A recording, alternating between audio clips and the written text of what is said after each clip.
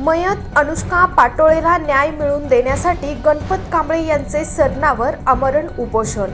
नमस्कार, मी Jayashree Sonawane, Blue Storm TV news मध्ये आपलं सर्वांचं स्वागत आहे आणि ही बातमी आहे छत्रपती संभाजीनगर जिल्हा प्रतिनिधी सतीश लोखंडे यांच्याकडून। दिनांक 23 फेब्रुवारी 2026 रोजी लहुजी साळवे बहुजन क्रांती सेनेच्या वतीने जालना जिल्हा अधिकारी कार्यालयासमोर गणपत कांबळे महाराष्ट्र प्रदेश उपाध्यक्ष यांनी महाराष्ट्र सरकारला जागे करण्यासाठी अनोख्या पद्धतीने सरणावर बसून उपोषणाला सुरुवात केली आहे।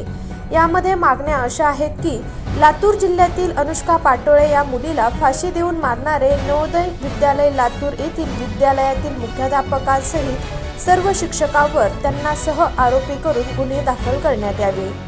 लातूर येथील जिल्हाधिकारी यांना सह आरोपी करून त्यांच्यावर कारवाई करून गुन्हे दाखल करण्यात यावे। त्यासोबतच अनुष्का पाटोळे या मुलीच्या नातेवाईकांना शासनाने 50 लाखापर्यंत आर्थिक मदत देण्यात यावी व पीडित कुटुंब अनुष्का पाटोळे या मुलीच्या कुटुंबातील एका व्यक्तीला शासकीय सेवेत समाविष्ट करून घेण्यात यावे।